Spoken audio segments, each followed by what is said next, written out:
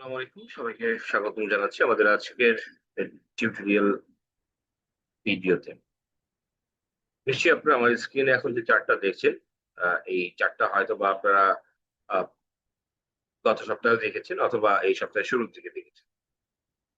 আমি এই চার্টটার মাধ্যমে আসলে দেখানোর চেষ্টা করেছি যে ইন্ডেক্সের বর্তমান যে মুভমেন্ট সেটা ব্রেকআউট করতে পারে কিনা, আইদার উপরের দিকে অথবা নিচের দিকে, এবং সম্ভাব্য আমাদের সাপোর্ট এবং রেজিস্ট্যান্স জোনগুলো কি কি হতে পারে, সেগুলো আপনাদের সঙ্গে একটু শেয়ার করার চেষ্টা করি।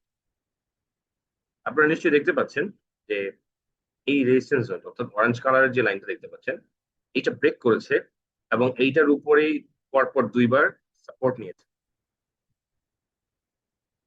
অর্থাৎ এই জায়গাটাতে একবার, এই জায়গাটাতে একবার সাপোর্ট নিয়ে বর্তমানে মার্কেটের অবস্থান কিছুটা উপরের দিকে আছে, অর্থাৎ 5240-এর উপরে সামহাও ধরে আছে বা উপরে স্টে করছে।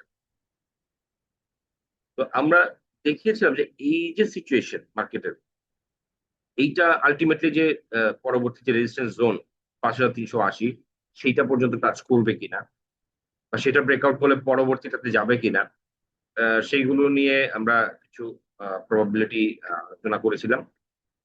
আজকেও আমরা সেরকম একটা পসিবিলিটি বা প্রবাবিলিটি নিয়ে আলোচনা করব। আমাদের সঙ্গে থাকুন।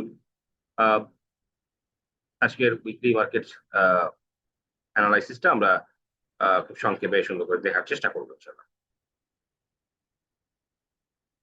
তো আমরা দেখতেই পাচ্ছি যে মার্কেট 5230 বা 40 পয়েন্টের উপরে ধরে রাখার একটা প্রয়াস আছে।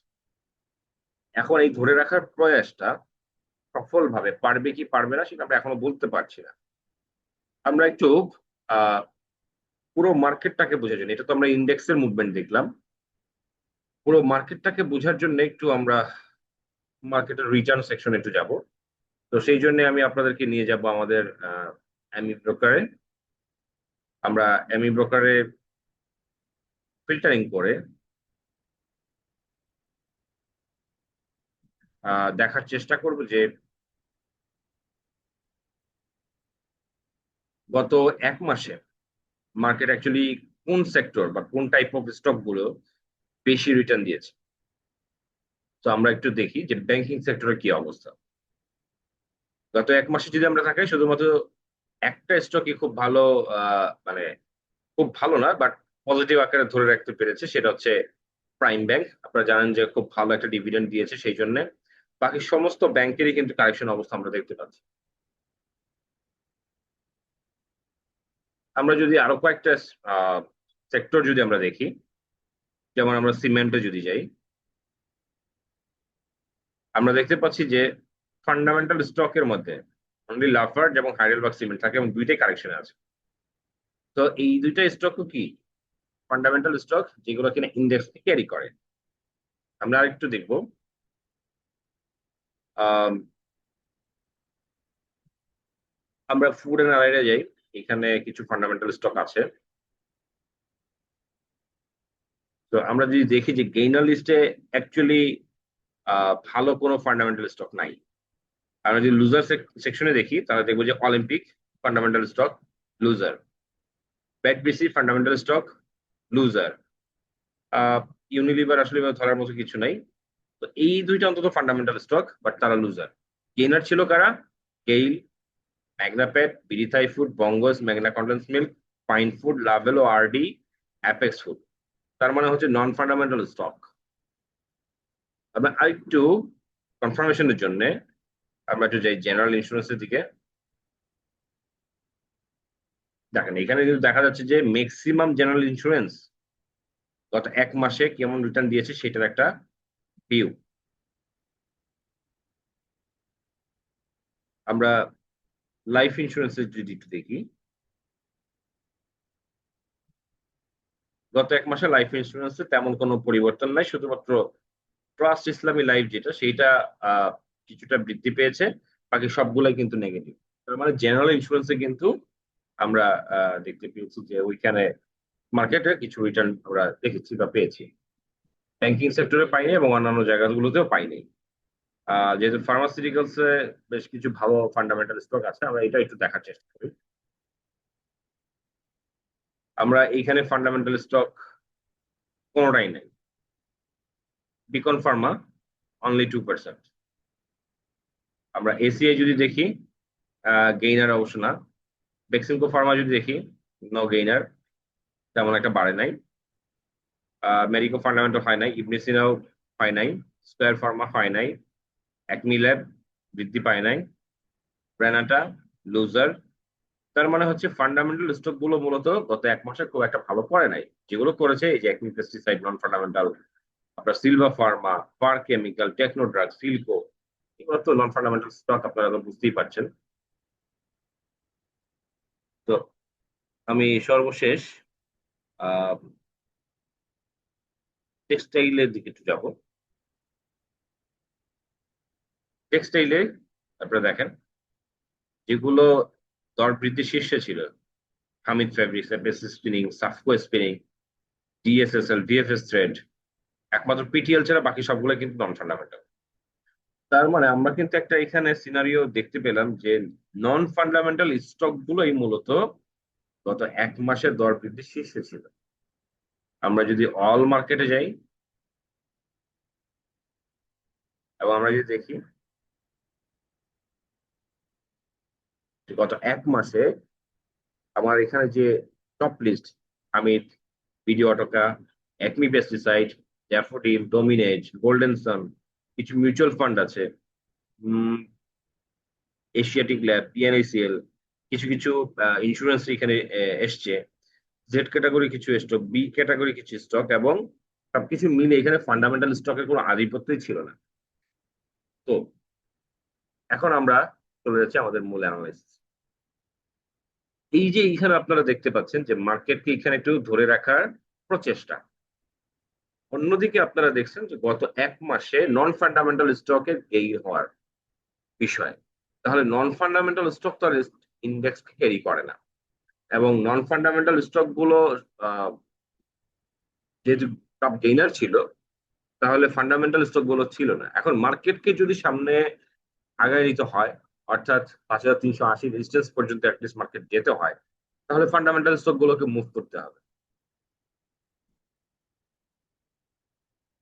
তাহলে আমরা দেখলাম যে গত 1 মাসে ফান্ডামেন্টাল স্টক কিন্তু আর ডিক্লাইনিং ছিল, ইন্ডেক্স এখানে একটা বাড়ার ইঙ্গিত দিচ্ছে। তার মানে ওই ফান্ডামেন্টাল স্টক গুলোর মধ্যে থেকে কিছু কিছু স্টক কিন্তু ভালো করতে পারে। তাহলে একটা ক্লিয়ার আপনারা ধারণা হয়তো বা ইনশাল্লাহ পেয়ে গেছেন যে মার্কেট যদি এখান থেকে মুভ করা শুরু করে, তাহলে ফান্ডামেন্টাল স্টকে আস্তে আস্তে আপনার পজিশনিংটা হবে, অর্থাৎ স্মার্ট মানিটা ফান্ডামেন্টাল স্টকে পজিশনটা নিবে। অন্যদিকে গত 1 মাসে যে নন ফান্ডামেন্টাল স্টকের আধিপত্য ছিল, সেইখানে কিন্তু প্রফিট টেকিং হবে, সেইখান থেকে এক্সিট হবে, এবং সেই ফান্ড হয় আপনার সাইডওয়েতে থাকবে, অথবা ফান্ডামেন্টাল স্টকে মুভ করবে অথবা ইন করবে। এবং সেটা শর্ত সাপেক্ষে কি, যদি ইন্ডেক্সের এই মুভমেন্ট আপওয়ার্ড থাকে, তাহলেই কেবল এটা মানে এই জিনিসটা তখন লজিক্যালি ম্যাচ করে। কোনো কারণে যদি ইন্ডেক্স ফল করে, ফান্ডামেন্টাল স্টক স্টিল নেগেটিভ আছে, আরো নেগেটিভ হয়, এবং নন ফান্ডামেন্টাল স্টক গুলো যদি আরো উত্তরোত্তর বৃদ্ধি পেতে থাকে, তাহলে আমরা ইন্ডেক্সের হয়তো বা মুভমেন্ট দেখবো না, কিন্তু নতুন নতুন নন ফান্ডামেন্টাল স্টক কিন্তু চলে আসার সম্ভাবনাটা খুব বেশি। তো মার্কেট সম্পর্কে আপনারা কিন্তু ক্লিয়ার একটা ধারণা পেলেন। এখন আমাদের সিদ্ধান্তে আসতে হবে যে এই ধারণার আলোকে আমার ডিসিশন মেকিংটা আসলে কি। তা আমি যেহেতু এখানে ডেটাটা খুব কম, আমি চেষ্টা করব আপনাদেরকে আহ যেটুকু অ্যাভেলেবেল ডাটা আছে পাবলিকলি সেটার আলোকে আপনাদের দেখানোর চেষ্টা করবো। যেমন আমার স্টকে আমরা যদি যাই, আমরা সেক্টরাল টার্নওভারের কম্পারিজনে চলে গেলাম, অর্থাৎ আজকে টার্নওভার এবং গতকালকে টার্নওভার, এই দুইটার কম্পারিজন। তো আমরা দেখতে পাচ্ছি যে ইঞ্জিনিয়ারিং সেক্টরে কিন্তু মানি ফ্লো কমে গিয়েছে, ফার্মাসিউটিক্যালসে বেড়েছে, টেক্সটাইলে বেড়েছে, ব্যাংকে কিছুটা বেড়েছে, ইন্স্যুরেন্স থেকে কমেছে। তা আপনারা যদি আরেকবার একটু দেখেন, আপনার যদি মনে থাকে, তারপর আমি আরেকবার একটু দেখিয়ে দেওয়ার চেষ্টা করছি। আমরা ইন্স্যুরেন্সটা কিন্তু আবার সিলেক্ট করব, যেহেতু আমরা দেখেছি যে জেনারেল ইন্স্যুরেন্স মুভমেন্টে ছিল। লাইফ ইন্স্যুরেন্স ওটা পারেনি। তো গত 1 মাস হয় আপনার Phoenix insurance, Janata, BNACR, Sun Life, SAPLC, standard, people insurance, pioneer insurance, এই ইন্স্যুরেন্স গুলো কিন্তু লিডিং পজিশনে ছিল, বাকিগুলো কিছুটা পজিটিভ থেকে গেছে। ওয়ার ইজ আমি যদি আহ, আমি যদি এটা ছোট করে দিয়ে আমরা এখানে দেখি যে ইন্স্যুরেন্স সেক্টরে কি মানি ফ্লো কমেছে। এখন স্বাভাবিকভাবে আপনি বলেন যে মানি ফ্লো কমা মানে কি, ডিমান্ড কমে যাওয়া। কারণ মানুষ যখন বেশি কিনবে তখন মানি ফ্লোটাও তো বেশি হবে, মানুষ যখন কম কিনবে তখন মানি ফ্লোটা কম হবে, এটাই সিম্পল রুল। তো ইন্স্যুরেন্স সেক্টরে যদি মানি ফ্লোটা কম হয়ে থাকে তাহলে ওইখানে কিন্তু কি হচ্ছে, ডিমান্ডটা কম। ডিমান্ড কম থাকার মানে কি, সাপ্লাই বেশি। সাপ্লাই বেশি থাকার মানে কি, সাপ্লাই বেশি থাকার মানে হচ্ছে সেখানে সেল অফ হচ্ছে অথবা প্রফিটটা কি। তার মানে ইন্স্যুরেন্স যদিও গত 1 মাস ধরে বেড়েছে, ইন্স্যুরেন্স কিন্তু আগামী কিছুদিন বাড়বে সেইটার তেমন কোনো পজিটিভ লক্ষণ দেখা যাচ্ছে না। হয়তো দুই একটা বাড়তে পারে, কিন্তু ওভারঅল তো লক্ষণ সেরকম নয়, সিমটম সেরকম নয়। কেন বললাম, বিকজ অলরেডি 1 মাস ধরে বেড়ে আছে, মানি ফ্লোটা কমতেছে। এখন এই মানি ফ্লো যদি আবার বৃদ্ধি পায় তার মানে কি, যে নতুন ফান্ড এখানে আবার ইনজেক্ট হচ্ছে, অথবা অন্য জায়গার ফান্ড মানে অন্যান্য সেক্টরাল যে ফান্ড আছে সেটা ইন্স্যুরেন্সে শিফট হচ্ছে। তখন আবার দেখা যাবে যে ইন্স্যুরেন্সে আরো আরো বড় র্যালি হবে, বড় বড় প্রাইসিং হবে এবং বড় বড় পার্সেন্টেজ অফ গেইন আমরা দেখব। তো এইভাবে হচ্ছে আমরা সেক্টর সেক্টর থেকে স্পেসিফিক গ্রুপ অফ স্টক এবং সেই স্টক থেকে স্পেসিফিক ভাবে একটা বা দুইটা স্টক আমরা সর্ট আউট করতে পারি। আমরা দেখিয়েছি যে গত 1 মাসে কিন্তু ব্যাংকের কি ছিল না। আমরা আরো একটু দেখে আসি। ব্যাংক ফিল্টারে যাব,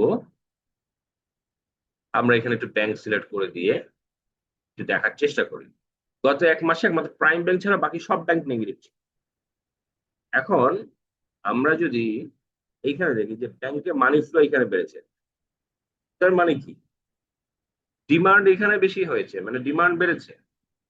মনে করেন ব্যাংক মানে লুজার করে একদম বাম দিকে হল্টেড করে সেল অফ করছে, এখন বায়ার যদি না থাকে তাহলে তো অল্প বায়ার দিয়েই তো এটা হল্টেড হয়ে যাওয়ার কথা। বাম দিকে আমি নেগেটিভ কথা যদি বলি, সেটা তো হচ্ছে না, বরং টার্নওভার বাড়ছে ব্যাংকিং সেক্টরে। তার মানে কি, ওই যত লুজারে অথবা যত লসে মানুষ সেল অফ করছে, ওই তত লসে বা তার থেকেও আরো লসে বাই করার জন্য স্মার্ট মানি বসে আছে। তারা বাই করতেছে বলেই অত লো প্রাইসেও আপনার এখানে কি হচ্ছে, সেক্টরাল যে মানি ফ্লো সেটা বৃদ্ধি পেয়েছে। তো এইভাবে হচ্ছে মানি ফ্লোটা একটা সেক্টর থেকে আরেকটা সেক্টরে শিফট হয়, এবং সেই শিফটিংটা যদি আপনি ধরতে পারেন তাহলে আপনি সেক্টর ধরতে পারবেন। সেক্টর ধরতে পারলে স্পেসিফিক কোন গ্রুপ অফ স্টক গুলো ভালো করছে সেটা আন্দাজ করতে পারবেন, এবং সেখান থেকে স্পেসিফিক ভাবে একটা বা দুইটা বা তিনটা স্টক আপনার জন্য ভালো হতে পারে কিনা সেটাও কিন্তু আপনি বের করতে পারবেন। তো আশা করি আহ, আজকে যে স্ট্যাটিস্টিক্যাল ডেটা চার্ট চার্ট এবং হচ্ছে ওভারঅল টেকনিক্যাল পজিশন নিয়ে আপনাদেরকে কম্বাইন্ডলি যে একটা অ্যানালাইসিস শেয়ার করলাম, আহ, আপনাদের কাছে হয়তো বা সেটা ভালো লেগে থাকতে পারে। আপনারা নিজে নিজে প্র্যাকটিস করবেন, এই জিনিসগুলো বোঝার চেষ্টা করবেন, এবং মনে রাখবেন যে যা কিছুই হোক না কেন, টেকনিক্যাল অ্যানালাইসিস এর মাধ্যমে অ্যাকচুয়ালি মার্কেটের এই অপরচুনিটি গুলোকে ফাইন্ড আউট করা possible। আজকে এই পর্যন্তই, ভালো থাকবেন সবাই। নেক্সট আর একটা ভিডিওতে আমরা মার্কেটের ওভারঅল কিছু ইনস্ট্রুমেন্ট এবং মার্কেট নিয়ে আলোচনা করব। ধন্যবাদ সবাই।